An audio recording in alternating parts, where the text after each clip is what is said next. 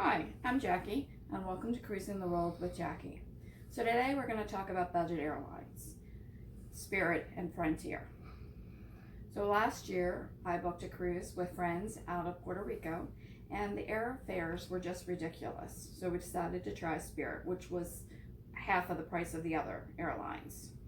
So we're going to talk a little about what you need to know when booking them, why you would book them, and what you need to buy in order to go on the airlines. So first, why? That's simple, it's price. You wouldn't go on a budget airlines if they were the same price as a American or Delta. It wouldn't make any sense. What you need to do is you need to research. First thing is, do they have multiple flights the same day to the same port city you want to go to? For example, if you're flying out of BWI, which I did last year with Spirit, is that the only flight that day? Because that could be big trouble. If it's snowing or that's canceled, you have to wait to the next day. That would be a big concern. Already for the Frontier that I'm going in March, it's been canceled, the flight, and they rebooked us on an earlier flight.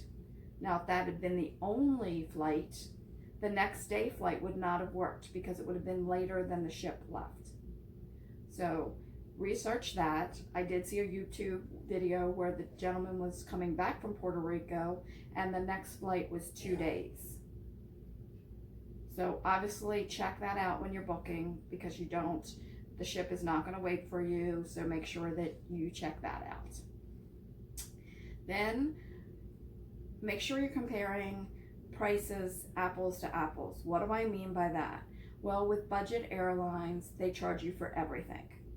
So if you're flying with your kids, you're going to want to pick your seats. You're not going to put that to chance that your son, who's 5, is going to be sitting 5 rows in front of you with strangers. So take into consideration what the extras that you're going to need, and then compare the final price. They charge you for seats, they charge you for luggage, which we're going to get into in a few minutes. They charge you basically for everything, and if that stuff matters to you, then take that consideration when you're comparing their price versus another airlines. Once you have, if it's worth it to you, then book it. But do the research too on luggage and everything they charge you for. Spirit charges you to print out a boarding pass. They charge you $10.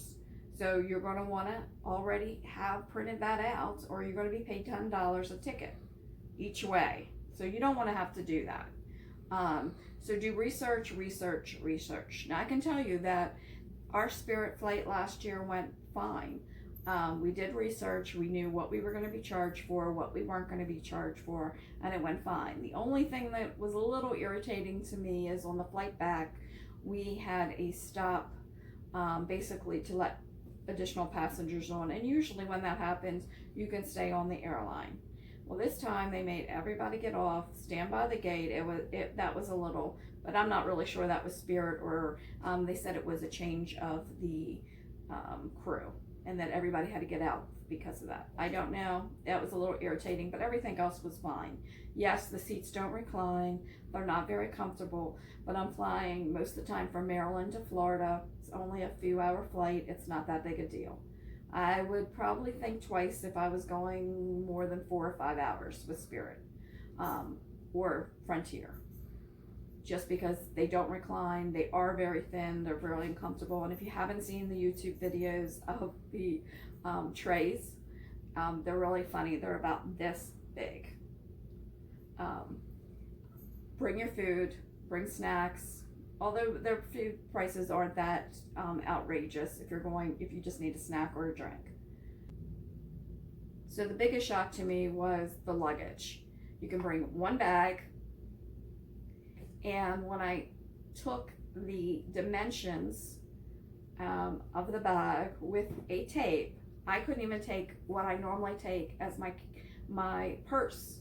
Usually take a big beach bag thing that I use to take to the pool on the cruises or to excursions, that was too big. So then I started looking. So it is 18 by 14 by 8. That is what you can take. That is your one personal, that is your one freebie.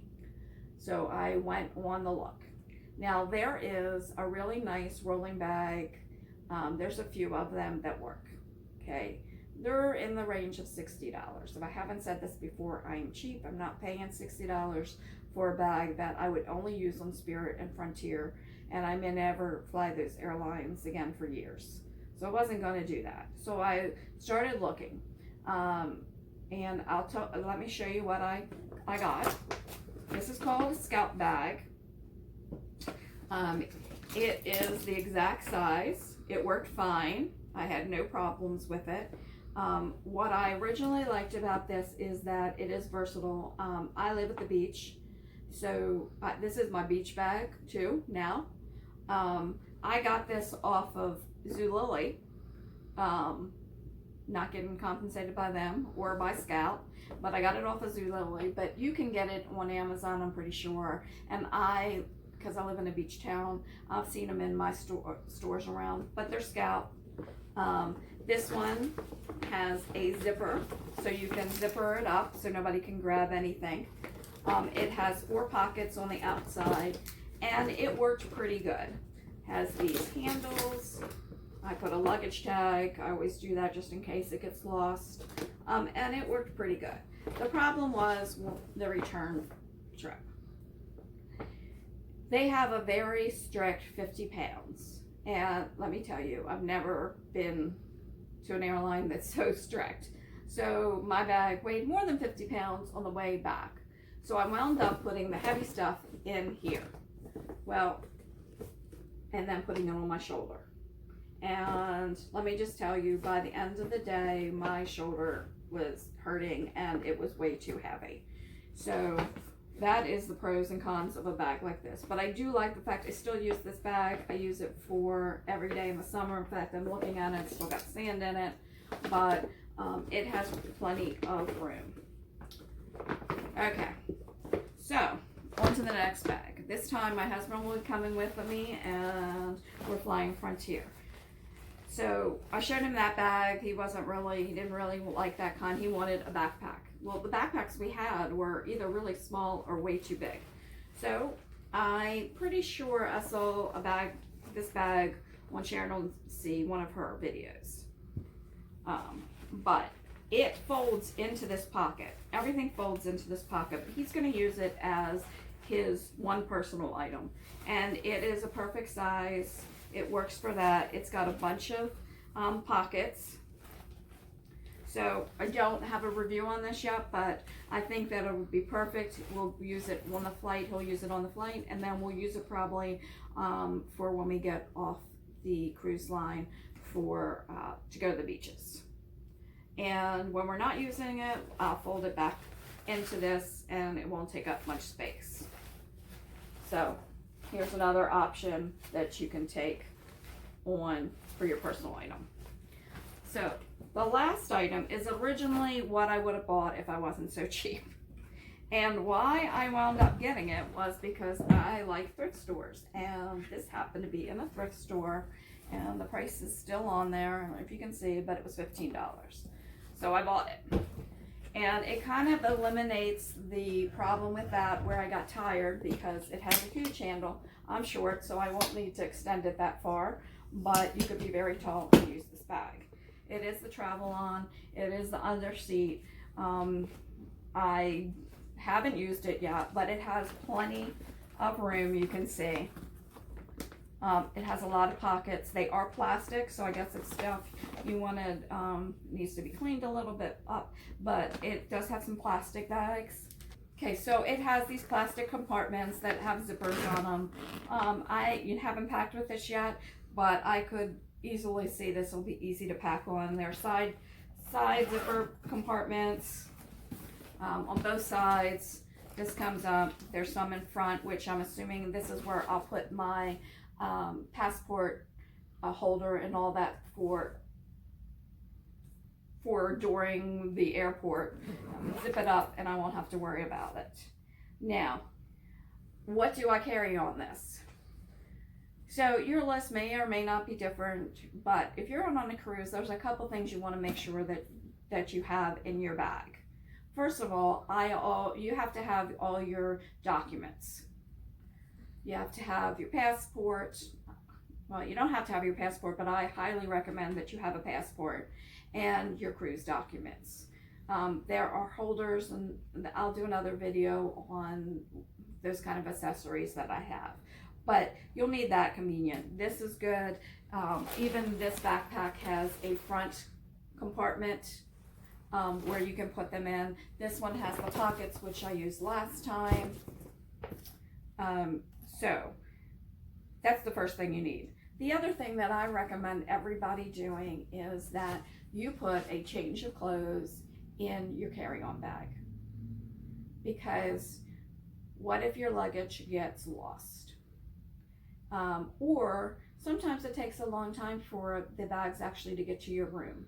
And I don't know about you, but if you're traveling and you're not staying over in the port city, I sure don't want to have to go to dinner in the dining room with the clothes that I've been wearing since 5 or 6 a.m. in the morning. So I always put a packing cube of a dress and some underwear and a bathing suit. Now, I can tell you when we traveled with my son, his mission in life was to be the first person in the hot tub. So in his backpack that he always traveled, even when we were traveling with other airlines, he would have a change of a bathing suit so that he could immediately, sometimes he wore the bathing suit, but he'd have a change so that he could immediately get in that hot tub and claim that he was the first one in the hot tub on the cruise ship. But for adults, I do suggest you have a packing cube, you have a change of clothes. And I'm going to say something else. I won't go into much details, but in that packing cube, I always put some extra underpants and bras, because if your luggage gets lost by the airline, which hasn't happened to me, but if that happens, it has happened to people I've traveled with, you can buy clothes on the cruise ship. But you can't buy underwear and you can't buy undies. So I always pack a few in there, because sometimes if your luggage gets delayed or lost, it will catch up to you in a day or two at a port. But meanwhile, you need clothes to wear. So that's just my little thing that I always put a couple pairs of underwear in. The other thing that you want to make sure that you have on your carry-on is any expensive jewelry. Okay, you don't want to check that. May be safe, it may not be safe, but why risk it? You would want to pick, your jewelry in here. You'd also, anything else that's expensive, if you have a lot of camera gear, you want to put it in your carry-on for the same reason. You don't want to get there and find out that it has been stolen. And medicine. Of course, you always want to have your medicine with you in case the bag get lost or stolen. You need to have that. I always put snacks in. When the kids were little, I'd have some new toys or a book or something they hadn't seen before that I put in their backpack, so they hopefully would be calm on the plane. But nowadays, with tablets and handheld video games, make sure they have those also. I have usually put my Kindle in here so I can read at the airport if we have a delay. And that's basically it. So just summarize, anything that you cannot buy easily or is expensive needs to go on your carry-on.